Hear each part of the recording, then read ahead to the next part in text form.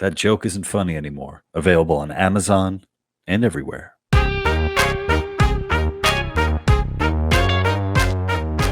Hey guys, welcome back to the Lou Perez podcast. I'm your host, Lou Perez, and today I am joined by Kirsten Fleming. She is a features columnist at the New York Post, and I'm so happy that I'm talking with you today. Although I have to admit, it's been really tough over the past 24 hours to pull myself away from Twitter because all the hullabaloo that's happening on Twitter, in particular with the situation with the murder of the healthcare CEO, but more I don't know, more importantly, but it happened. Daniel Penny has been Daniel Penny has been found not guilty in New York for the murder or homicide or what have you of Jordan Neely. And Kirsten, you've been covering this thing. So first, I just want to start off with how long have you been covering the case, and how did it happen that that you start covering it? Well, so I'm a columnist here, so I'm not doing the blow-by-blow ABC, what happened in the courtroom. I'm covering more of the human interest and the drama that's going on. So I have two colleagues who are fantastic, who are doing that, and really just, they were live blogging it. We had a lot of resources devoted, but, I do more of the cultural commentary. I write about politics, sports when it intersects with culture, pop culture, crime, New York City, everything. So for me, this was such a huge case. It was the first time that I really had sat through a trial. I've been in courts before, obviously. I've been at the Post for a very long time. But to sit from beginning to end through the trial, it was fascinating. It was dramatic. There were so many forces at play, and I'm thrilled. I was very, very open about my opinion from the get-go. This should never have been a thing. Thrilled by the outcome. So Daniel Penny walks free. Yeah. What are some of the things you noticed or that you would only know if you were in the courtroom that like the general public doesn't know? Because just like examples of things, people who are very upset that Daniel Penny has been found not guilty. I keep seeing things like, Jordan Neely was just a hungry man. Mm-hmm. The idea that, a hungry man was just walking through the train car, and that Daniel Penny decided to grapple with him, as if that makes any sense whatsoever. So there's a lot of stuff that I think people are, a lot of details that people are leaving out for, various reasons. Either it's a form of activism, straight up lying, or they just don't know about it. And so like, what are, I guess maybe we can kind of like debunk some of the things about the case that, that you have. Well, I just saw somebody tweet that Daniel Penny killed a man for being annoying. Oh, yeah. Mm-hmm. Yeah. And so what's really interesting is that you had these witnesses come forward, mostly for the prosecution. So the first part of the trial, I'm sitting here going, these people are testifying on behalf of the prosecution, because it seems like they're kind of more on the defensive side. So they had a parade of New Yorkers who are seasoned subway riders, and they all testified to the fact that they had never been so scared in their life. There was an older Black woman who was she was super stylish, really seemed like a cool lady. She got up on the stand, Alec Gittins. She got up on the stand and she said to Daniel, she actually gave him a slight smile.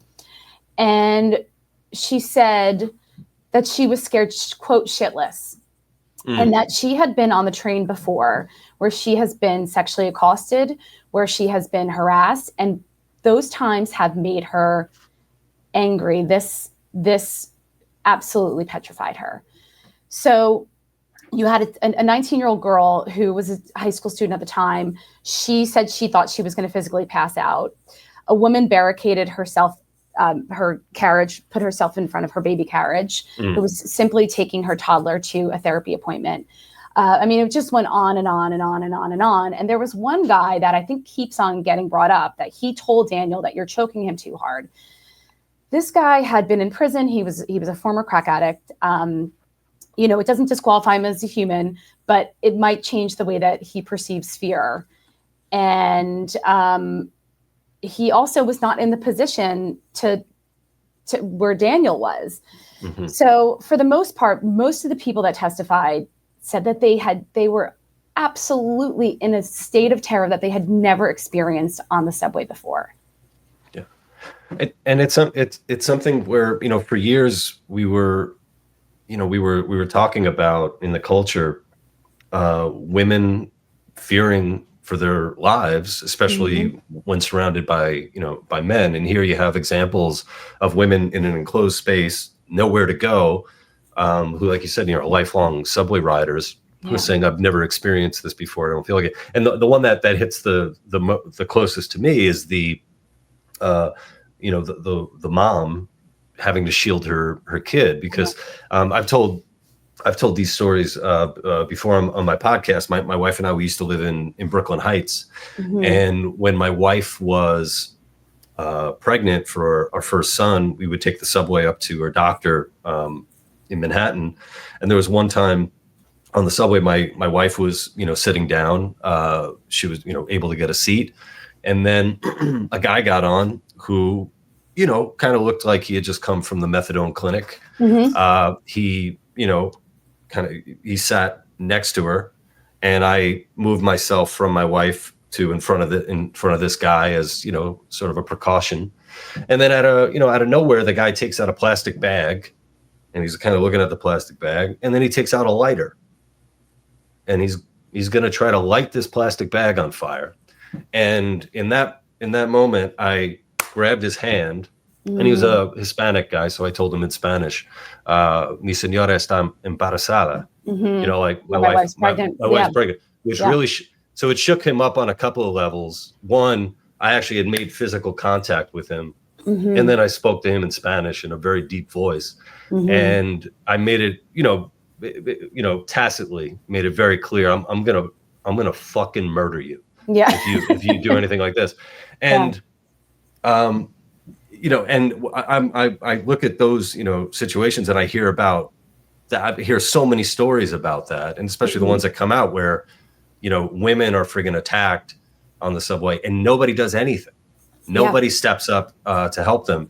And one of the, catalysts for us, moving out of the city was, I don't want my wife to be with my friggin' kids on the subway, and I can't even I can't rely on a good, Samaritan to step up and say, hey, hold on, or to help her out. And, this trial, I mean, for a lot of people, we're talking about, like, why would somebody step up if this is what you have to look forward to?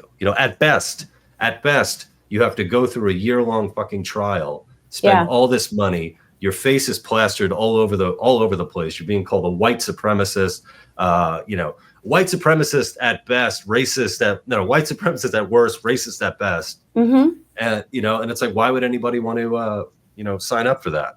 Yeah. And someone had said something on Twitter. You find some nuggets of wisdom on there every once in a while, but, the process was the punishment. Right. But I do think that, what was at stake there wasn't just Daniel Penny's freedom, his good name, which has been dragged through the mud, obviously, but it was also this sort of tenuous agreement that we have as New Yorkers. It's that we are there for each other, and it's pretty delicate. Not to sound like Kamala about democracy, but it is a pretty delicate agreement, And so if he had been found guilty, we need each other. On those, we as New Yorkers, we travel in uncomfortably and unnaturally intimate spaces, and if we can't rely on common sense and our fellow humans to step up, I mean, what's the point? Might as well take our ball and go home. And I think that was what was at stake in that trial. I think people would have just said, "Screw it, not getting involved." Yeah. Yeah. And the with so much of this stuff, because I'm a lifelong New Yorker. I've been in Jersey for a few years, and you're a Queens guy, right? Yeah, Queens, okay. Queens originally. Are you Puerto Rican or Cuban? My dad's from Argentina. Okay. Yeah, I didn't know that. I thought you were Puerto Rican or Argentinian. I mean, or Cuban. Anyway, sorry, I have a lot of family in Argentina. Anyway, go ahead. Oh, really? Okay, cool. Yeah, we could talk about that. Yes. And I just remember, there was a time where you think about like, oh, the old New York, when people talk about that, and crime statistics aside, right? Because there was a time in New York where crime was just frigging insane. Sky high. But I remember in old New York and older New York, where New Yorkers would call out bullshit, would call out antisocial behavior. And at some point, the shift became, no, to be a real New Yorker, you have to pretend like it's not happening. Yeah. Like there was a time in New York where if you're on the subway and a bum comes on and starts pissing in the corner, you say, "What the fuck, man? Exactly. What the fuck are you doing?" Now it's see it, and then you remain seated because it's human right. Because it's his human right, and you pick up your legs in case the stream goes by. Yeah. That's what this New York has become. And when I just see more and more people just kind of making excuses or providing context for the antisocial behavior. And I'm like, where the fuck did you people come from? So I think what's so interesting, I always say that because I hate when people say to me, because, about old New York, right? I grew up at the Jersey Shore. My mom's from Lower Manhattan, dad's from the South Bronx.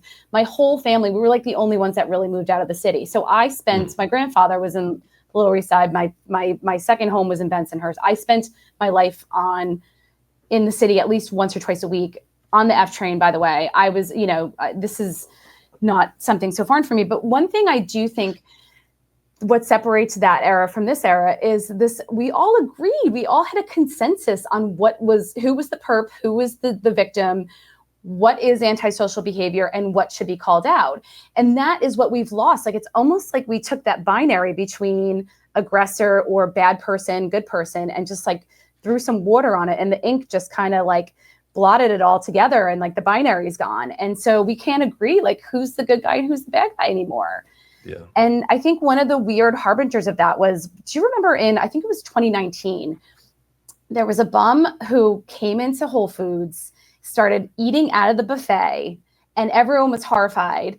It was on video. We wrote about it. And by the way, we were buried on Twitter. Like, a lot of the people who, the authors of that piece were absolutely excoriated on Twitter. And this is just a man trying to get a meal. Jeez. And it's like, no, this is our standards absolutely falling below what a civilized society should be like. And of course, the security guard had said something like, oh, I can't do anything. He comes in all the time. And it's like, that's your business that you're protecting. And so so that was one of the really strange stories for me. And I think people, if you put a timeline, it just got so bad that finally people are seeing the Richie Torres guy peeing on the subway train and going, oh my God. And I'm like, yeah, that's what we allowed.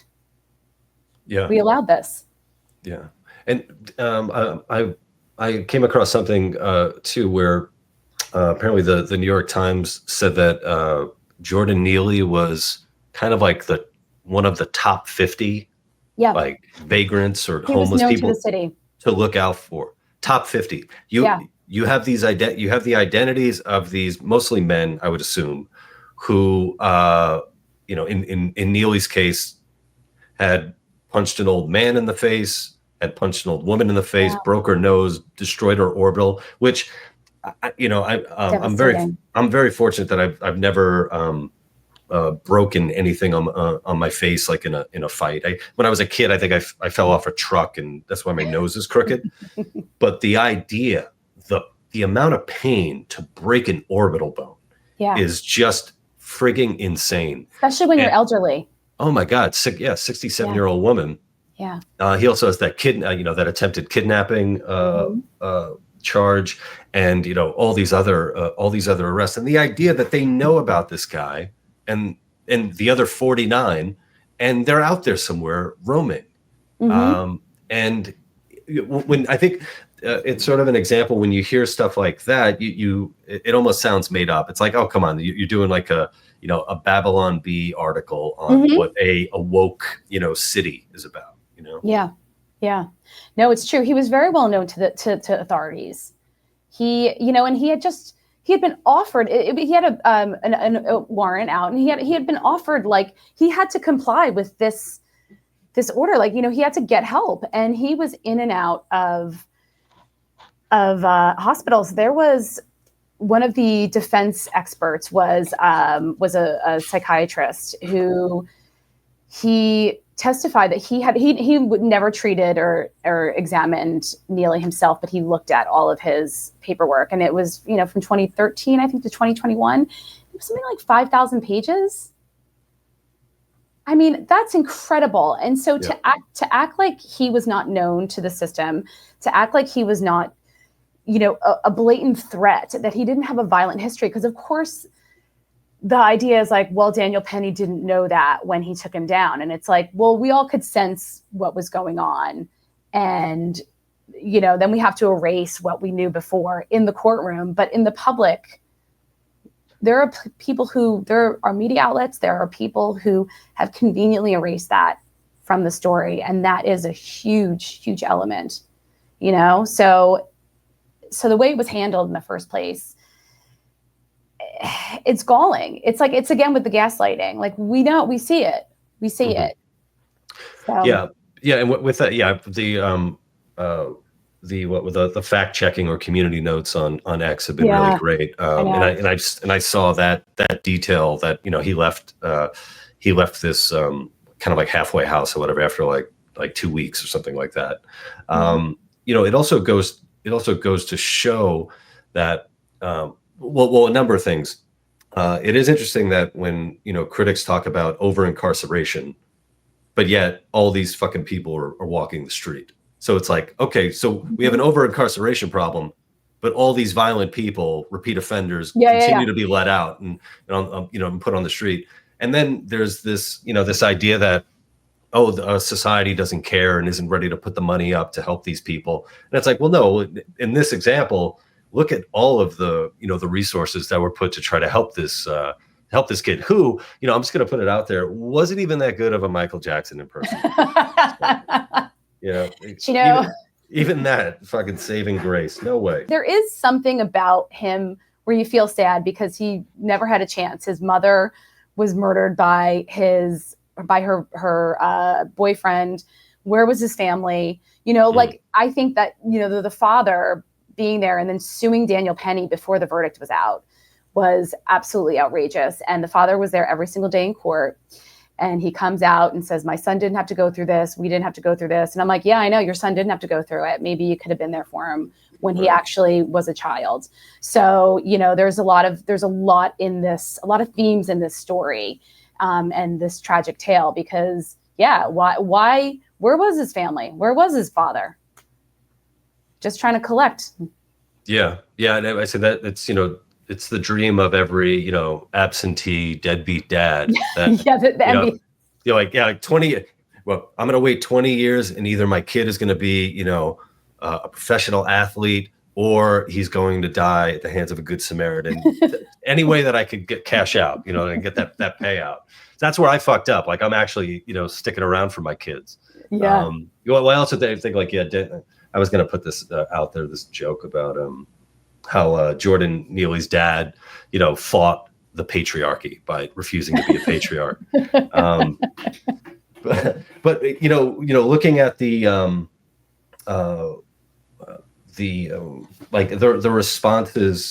responses to this. I mean, it's not over, for Daniel Penny, and obviously, because of the civil suit. Is the civil suit definitely going to go forward? Are there any restrictions on a civil suit as opposed to like a criminal? Well, the civil suit, I don't even think that his lawyers have had a chance to respond yet. So, I mean, the judge could throw it out. I mean, I don't know. I don't know enough about that process yet, but I don't even think they've had a chance to look at it yet. And, a source of mine had sort of floated this theory, which I think was good, is that that they filed it before the verdict so that if things went pear-shaped for Bragg as it looked like it was going, at least they could say, okay, well, we're fighting it through civil means now, and there will be some sort of payback to the Neely family in the civil realm. So that's why they filed it before. And again, I have no proof of that they did it with conjunction with the DA's office. I don't know, but a source of mine had sort of floated that. And I think it makes sense. It's kind of like in case of emergency, like at least we still got some sort of pound of flesh, or it looks like we're fighting it in this realm. Yeah. And, I think, you and I both agree that, this case should never even, gone to trial.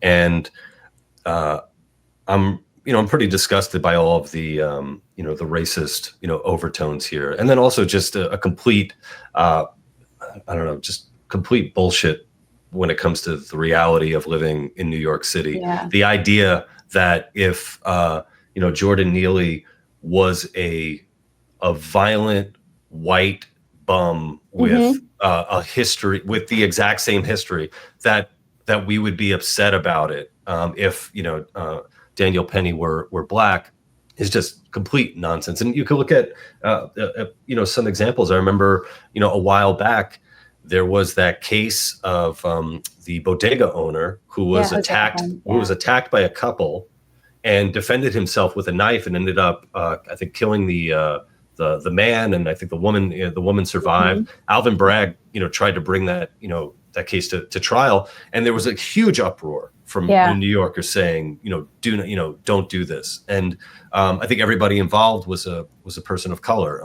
Then there was that other case on the subway where a young Black man defended his girlfriend with a knife, which was so bonkers to me. And I had an episode with Matt Thornton, who's a Brazilian jiu-jitsu black belt, and coaches. He's been coaching professional martial artists for years, and he has a book called The Gift of Violence. And at the time, it was Penny's case and this guy's case, and I was saying to him, I'm like, I don't understand what the rules are now for self-defense. Yeah. Because if you have a knife on you and you use it, knife is a deadly weapon. You could actually, if you use a knife, you could be shot as opposed to going with your hands. So it's like, so here's a case where a guy used his knife. Sure, it was in self-defense.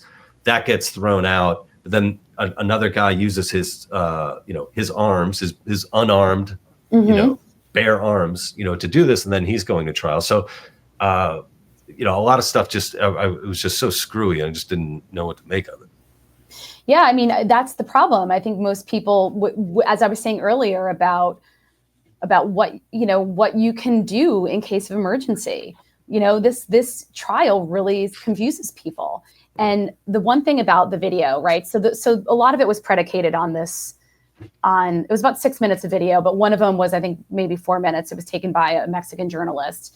And in this video, they kept trying to show how he was applying pressure and how he's doing this, but no one could definitively say that he was actually still applying pressure, that sometimes he was just restraining. And so that was, to me, the crux of it. Like, pressure was like there was so much pressure surrounding this case and this trial, but pressure was the thing they couldn't really prove. They couldn't say that he was definitively and consistently and sufficiently, all these words that, to describe, because if you're putting someone in a chokehold, you're not always applying pressure. Sometimes you're just restraining.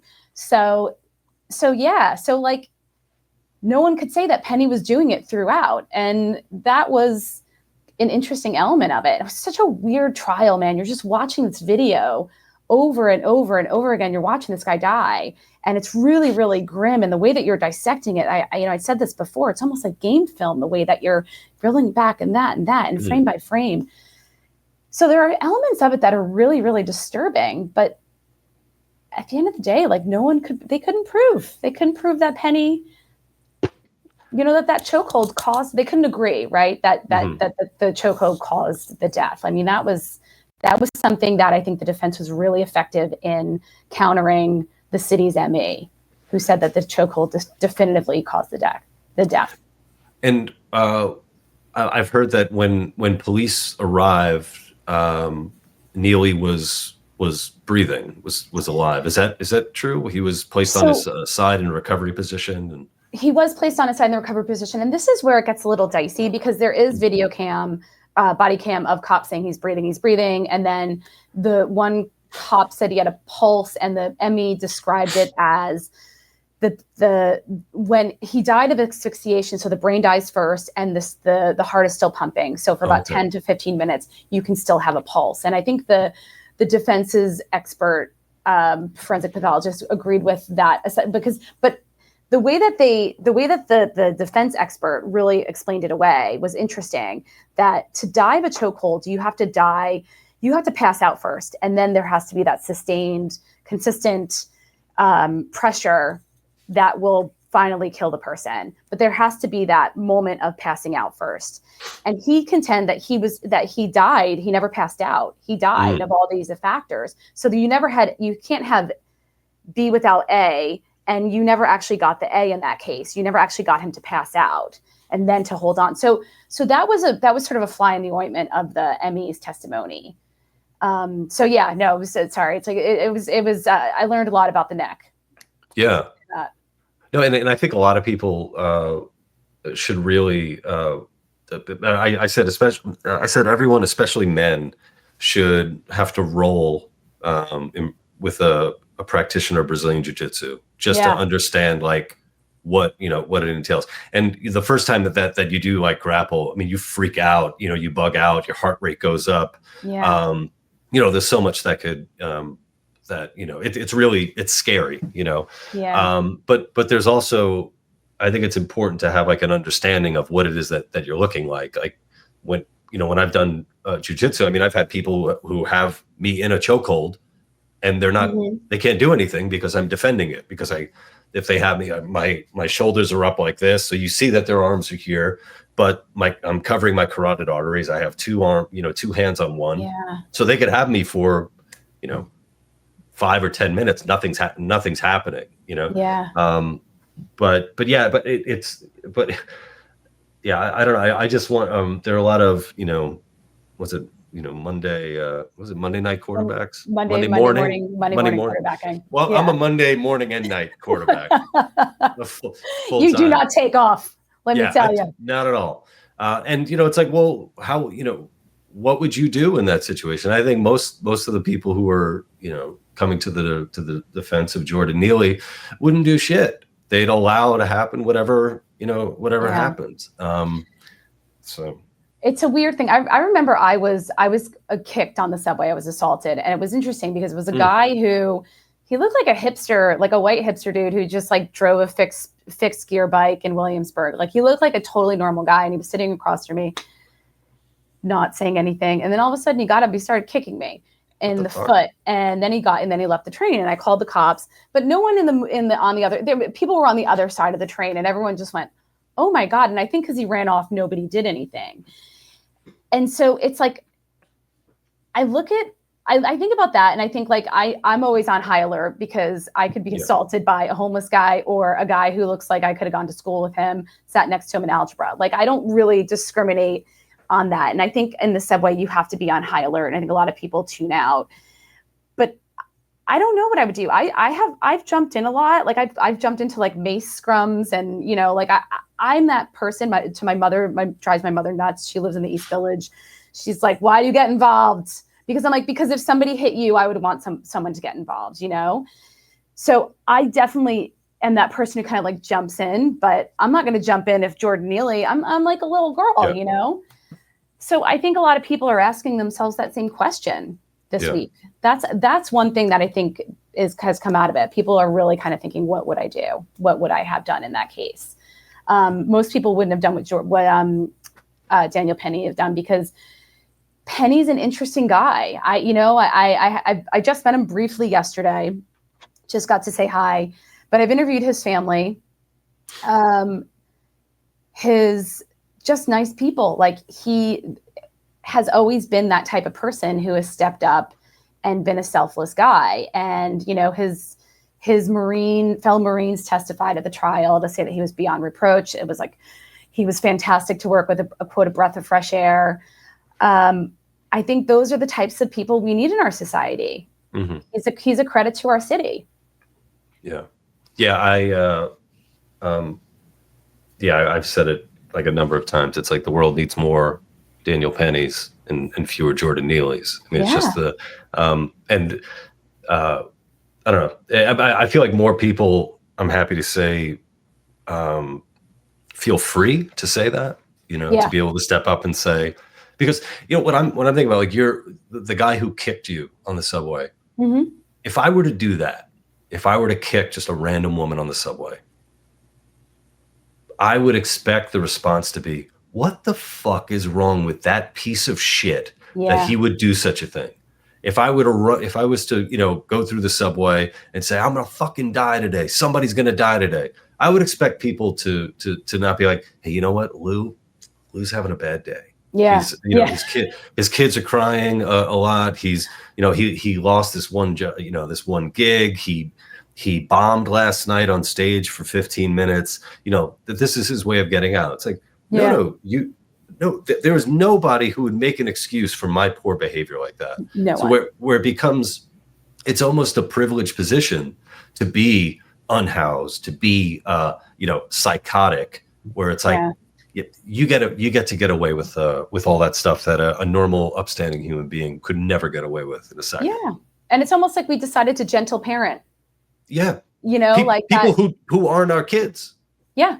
Yeah, absolutely. And, it's just permeated so many levels of our society that it actually has seeped into our institutions. We need to gentle parent.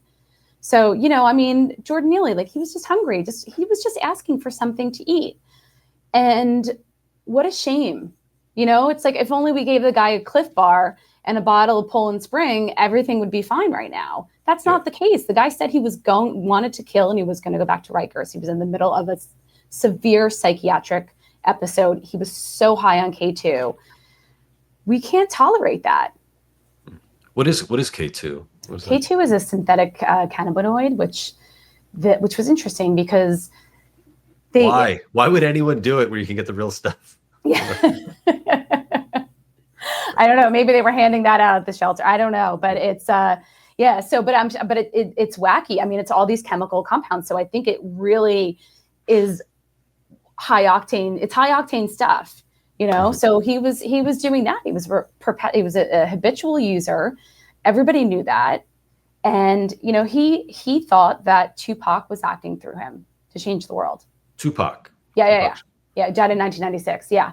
So, but those were his thoughts. And we were supposed to just give that guy a Cliff Bar and a bottle of water and tell him to go on his way.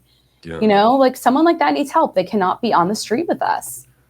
Or, I mean, if he really was, the embodiment of the spirit of Tupac, I think he would have, found Tupac's killer, right? I mean, like, he would have. Wouldn't that be your mission?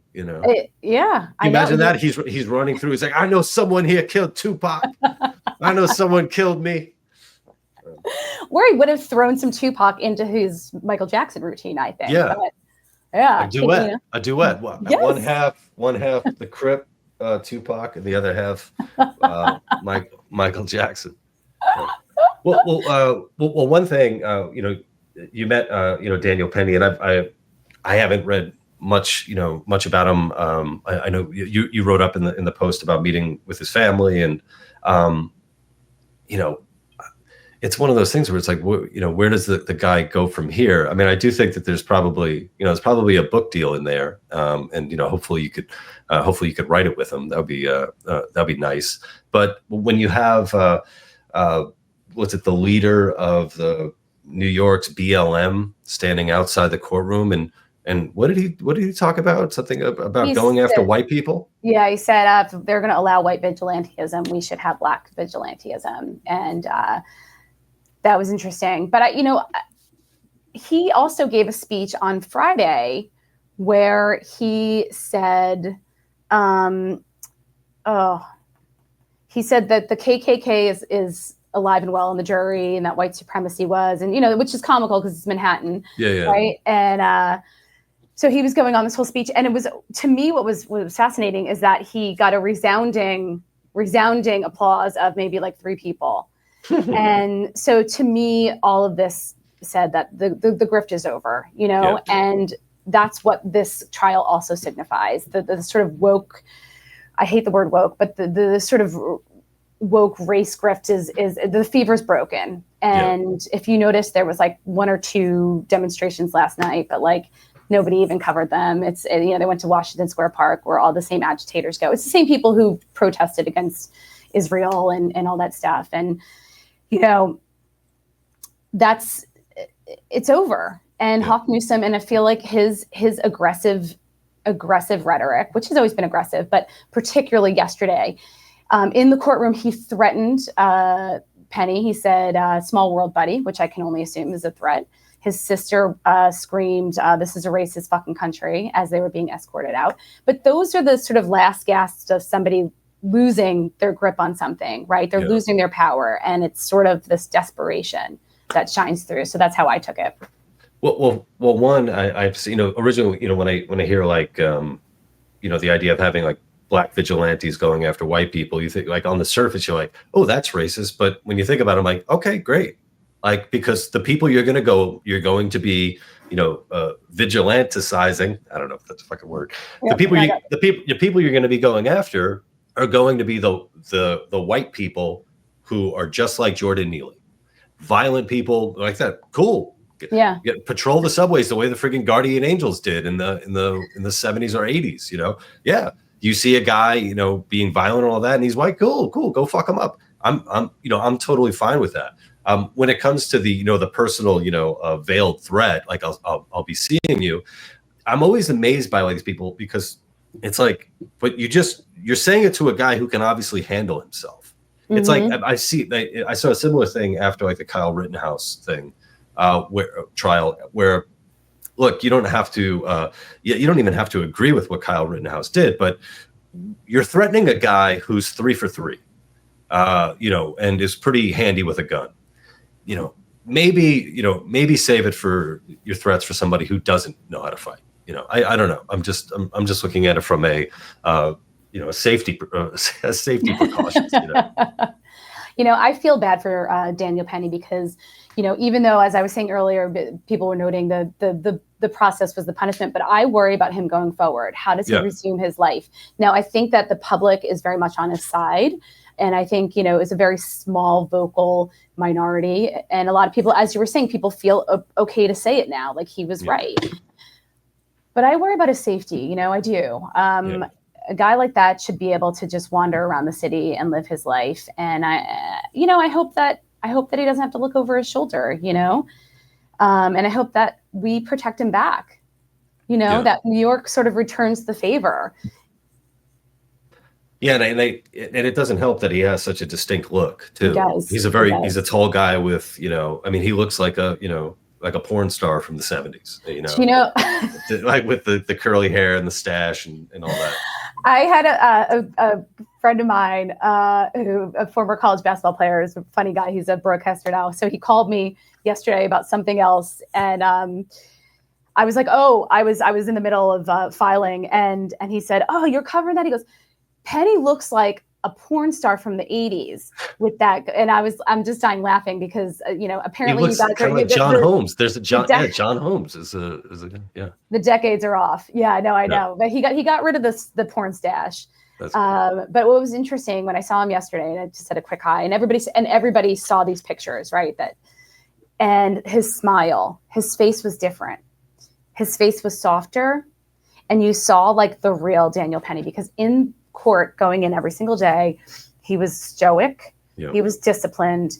He had such great posture. Oddly enough, my mother was on jury duty in the room next door to the trial. Oh, wow. It was super bizarre. She ended up getting kicked off because obviously me and my cousin and brother's childhood best friend was one of the cops on the case. So it didn't work out for her, she was thrilled about. But she saw him walk in and she was like, in person, oh my gosh, what a specimen. You could hang a portrait on his back, flush. I mean, he was really just almost robotic. Like, you're like, how is he not breaking any sort of grimace?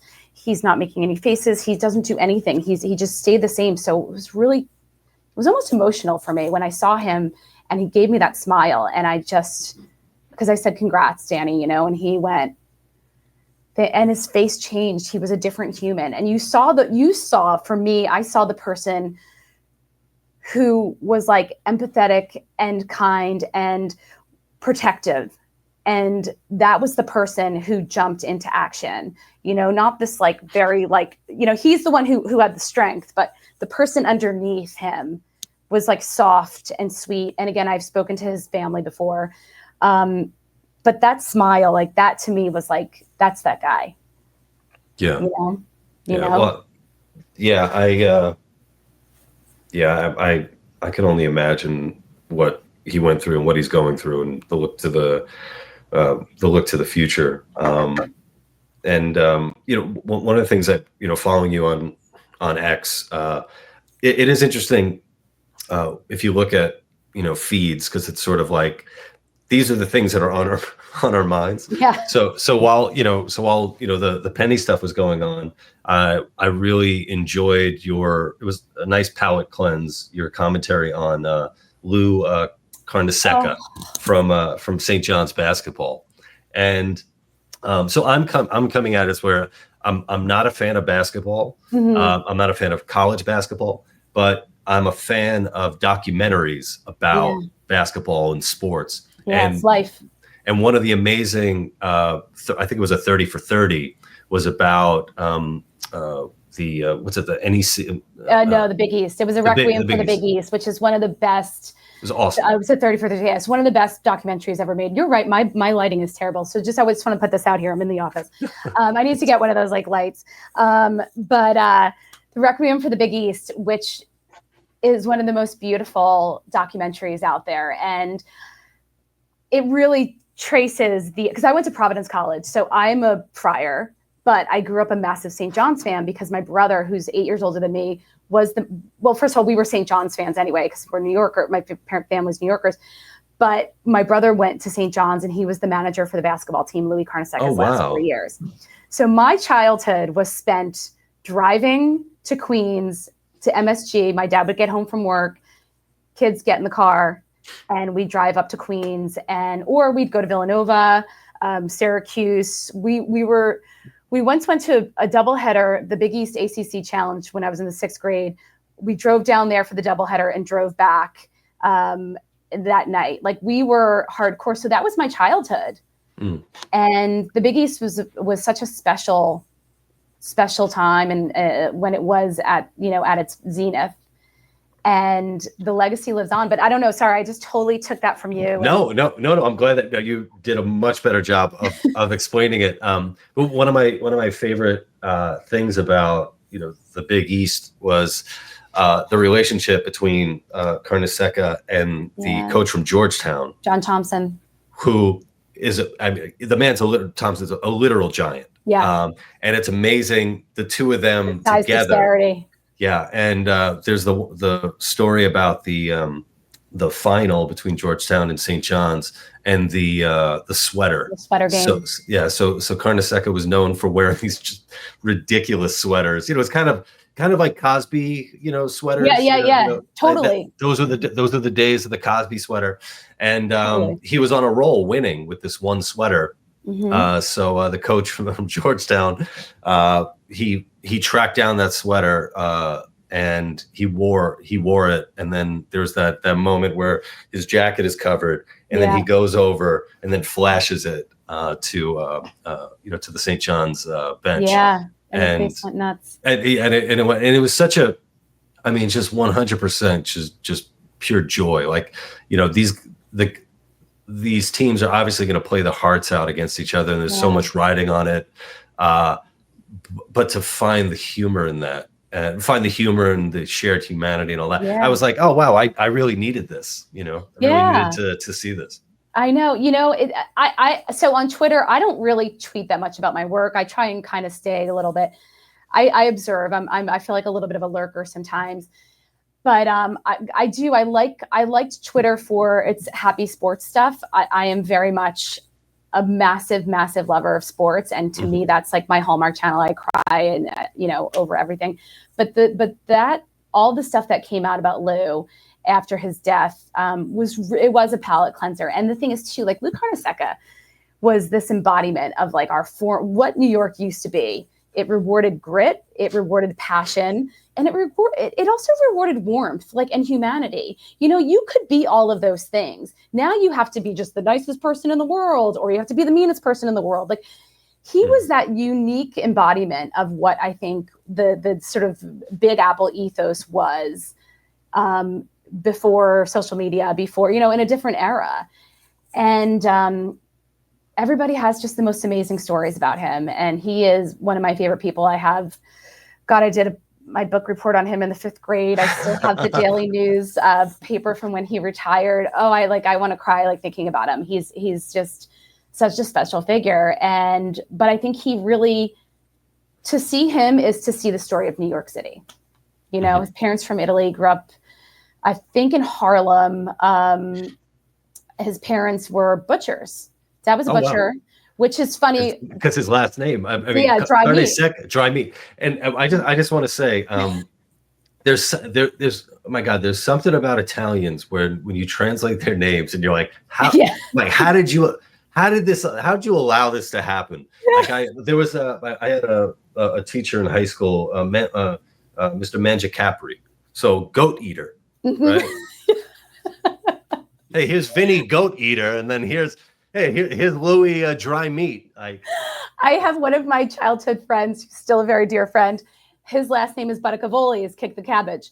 So, you know, I mean, yeah. So like and my mother, whose first language is Spanish, she always used to say when we were growing up, Mr. Drymeat, like, you know, and she would say it to all my friends too. You know what Carnesecca means. And so my mom is that person who was always just instilling these things. So my childhood I always was like Mr. Drymeat, you know? So it's. Where's your mom from?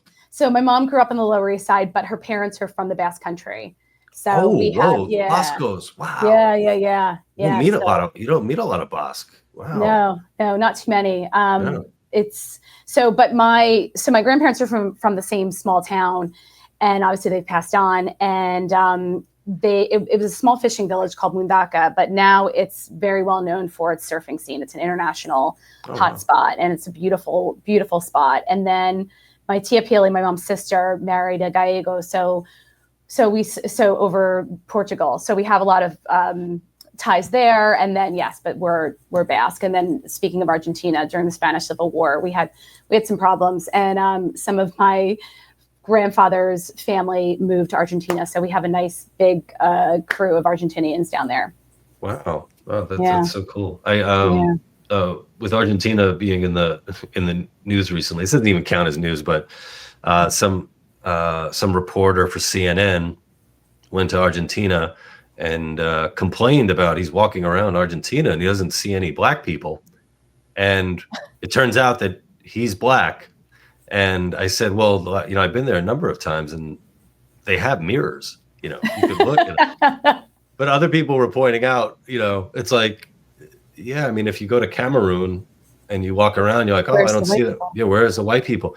It never ceases to amaze me the baggage of bullshit that people bring with them everywhere, you know.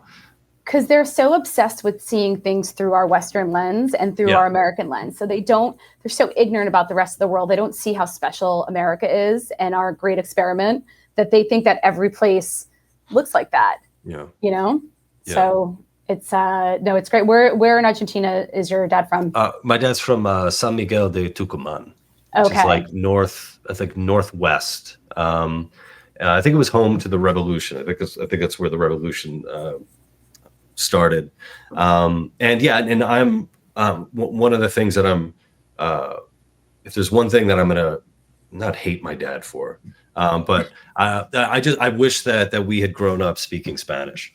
I think, but my mom's American. She doesn't speak Spanish, and it would just be. I'm looking at just all the opportunities that are available for people who are Spanish speaking. So I used to be pretty good in Spanish when I was in college studying it.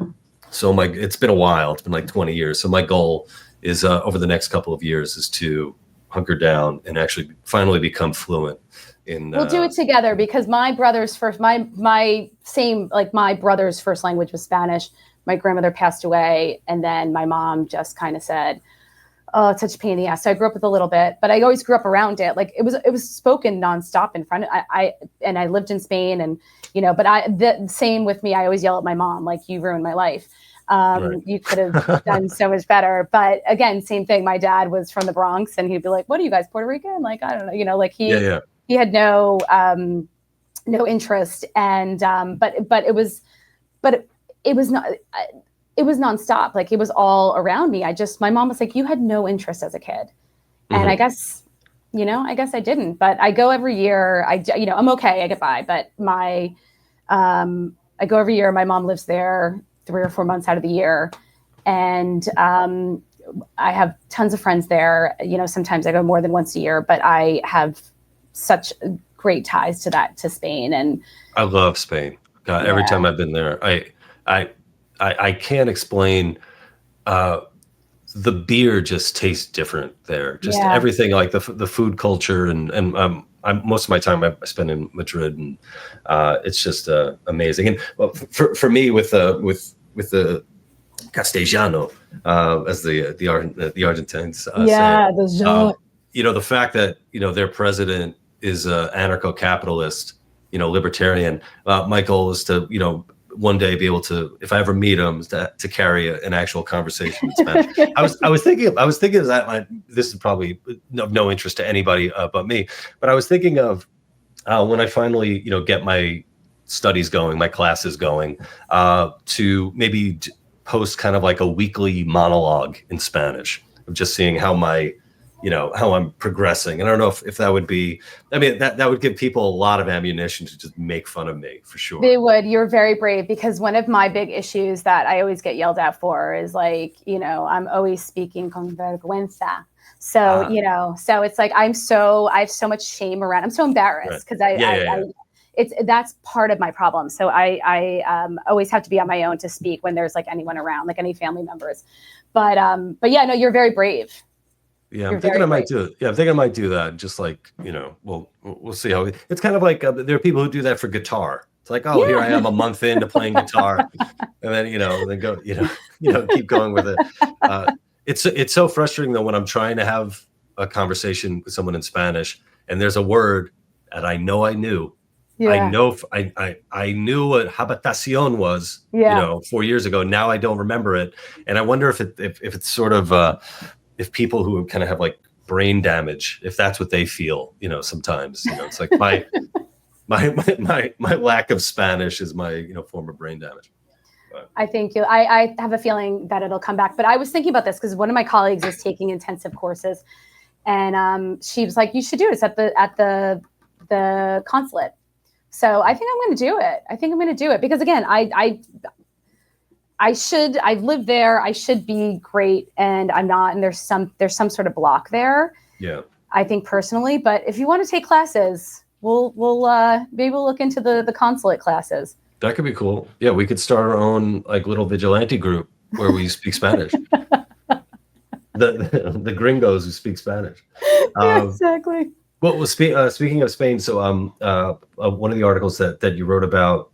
I forget if you mentioned was it Eva Longoria, who jumped ship to Spain because she doesn't want to be here under a Trump presidency. Well, she corrected herself. She had already been there for a few years. So it was funny. So my mom, when that story came out, my mom and my tia Pili, who again lived there 3 months out of the year, they were like, "She's been there forever. She's always on the commercials. This is bullshit." So like, she then corrected herself and said, "No, I didn't leave because of Trump. I left because of COVID got really bad, the homeless, the taxes, the garbage, like all of the things that were a result of her party that she sounds like MAGA. So stridently. She sounds like MAGA. Exactly. Those were the principles that were, the people she was stumping for. So it was really kind of ironic. Yeah. And what the piece that you do write about specifically about Sharon Stone and Alec Baldwin, basically shitting on the United States while overseas. And one thing I just want to say about Alec Baldwin is like, dude, maybe just lay low for a little while. You know, like, I'm not one of these people who, wants to crucify the guy for what happens. It's a really beyond unfortunate what happened on his set. But I'm just trying to think about, putting myself in his shoes. I would probably just try to lay low for a little while, not do a reality show with my family, not do, public engagements where I shit on my fellow Americans after, a woman is dead by my, due to my hands. So.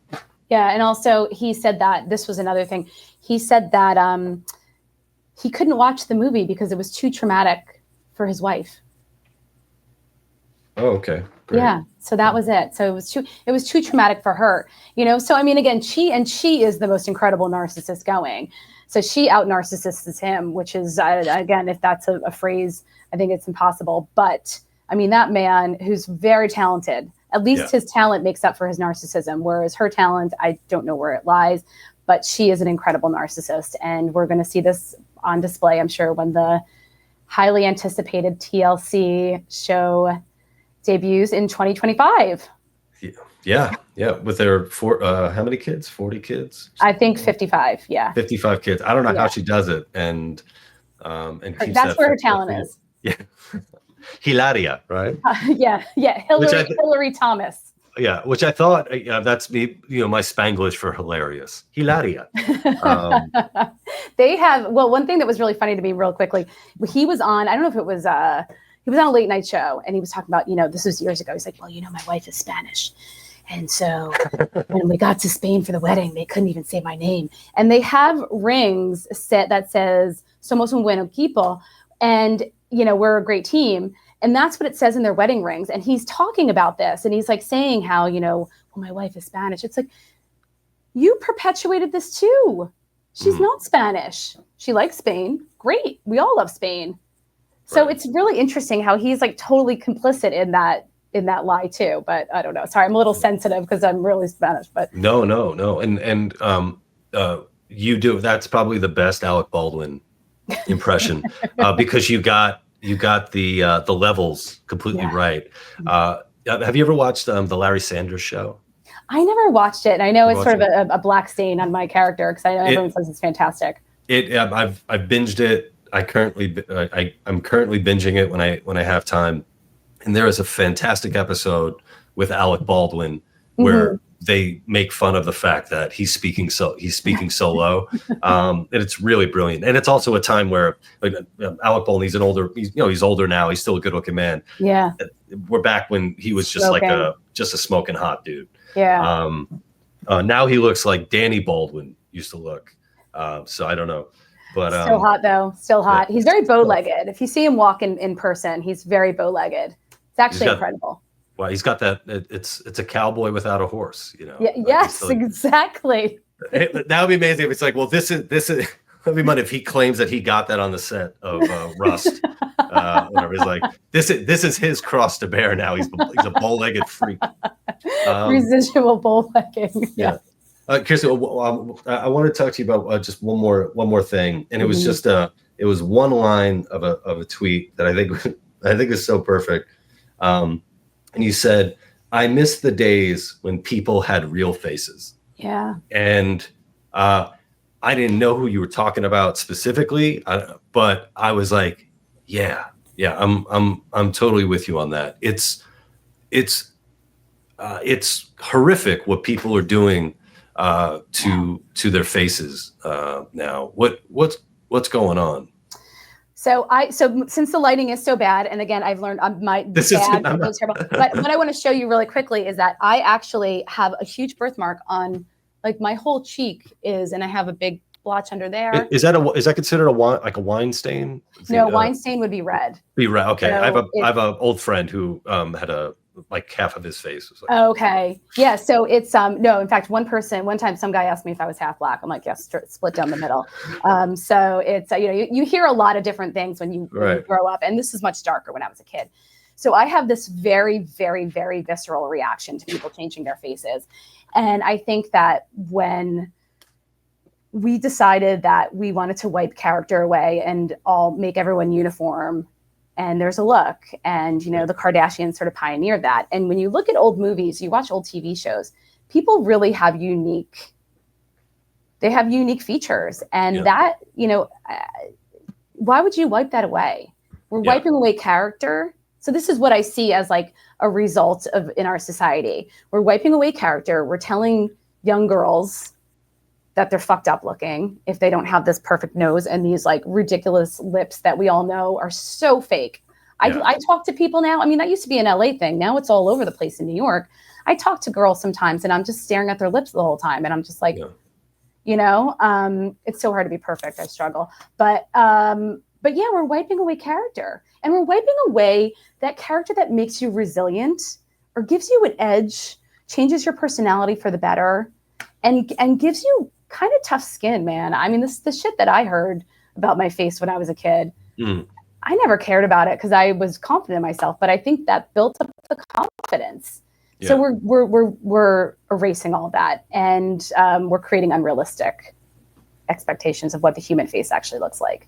Yeah, and what really disturbs me is you have these young women who you don't know if they're 23 or they're 45.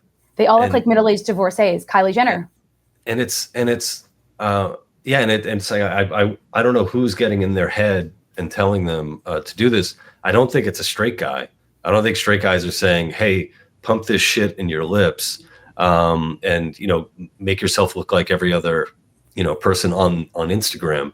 Kind of fun. And I on like even on Instagram, there are a lot of kind of like fitness models and stuff like that, women who spend so much time in the gym, so much time watching eating right and supplements and all that. They have these incredible athletic bodies, and then they turn around and they have these the worst. The face is fucked, purposefully fucked up. Yeah. And then the fakest like implants ever. And you're like, what are you doing? Like, I know you work so hard in the gym for that natural body. For that natural body, and then you find the worst plastic surgeon. That's where you start haggling. I know. Well, because plastic surgery is so accessible now. And I think we've sort of like lost that idea that it used to be something that was kind of elite. So now it's just everybody has it. Yeah. And but you're right. There's absolutely no logic there, because you're talking about how you're natural, and then you put these things in, but it is a very strong, it drives me visceral reaction. Like there are people whose faces I've seen. I remember the years ago, this is probably like 15 years ago, like before this started becoming like so, so prominent, where I was at a wedding and there was a couple, and both of them, I think, were dermatologists or whatever. Mm-hmm. And they both had a guy and girl had their shit done. Yeah. And I was like, that would look good if I knew you were in a car accident. And they put your face back together. Like that's where it looked good. But this was reconstructive. Yeah, electively doing that is bonkers. Before I let you go, one thing I want to say, because I think you nailed it with the idea of face and getting in character. I've recently watched an interview with Paul Newman, and my God, I love looking at Paul Newman. Yeah, he's just a beautiful guy, and it would be hard. He's a beautiful, great-looking man, but he doesn't look like anybody but Paul Newman. Yeah, like he is distinctly Paul Newman, and I could watch Paul Newman on screen anytime. And I can also have another person, Gene Hackman. I love, and it's for me. There's something about Gene Hackman that I could just look at, and there are these. I think you really nailed it, where it's like there's something really special, original about these men and women, and we're losing that. So. Yeah, everyone's a derative now, so there's no originals. Everyone's a derivative, and it's a shame. But that will be that's really my massive cause. But whatever, no one wants to hear it. They just want to go to their plastic surgeon. Not yet. That's gonna be that would be amazing if you decide that's your beat and it's just calling out all these monstrosities. Kirsten, thank you so much for joining me today. I've really enjoyed following you on X and reading your stuff. And if all of my fans out there, all 5 of them, definitely check out all of her stuff in the New York Post. It's fantastic. Well, thank you so much. Obviously, really quickly, Yep. I found you because when Abraham Lincoln, the documentary, came into our public consciousness, and the trailer was circulated around, you had the best take on it, and it was an illustration of the assassination, and you said Abraham Lincoln was a hate crime. It was a gay hate crime. John Wilkes Booth was a homophobe or something like that. But it was a gay hate crime. Yeah. And I thought that was fantastic. And right then and there, I said, I'm following this man. I don't know who the fuck he is, but I'm following him. Oh my God. Thank you so much. So that was great. And the people who made that movie responded. Like, there was no evidence that John Wilkes Booth was. Stop it. Yeah. I'll dig that up and share it on the when I release this. Oh, that's fantastic.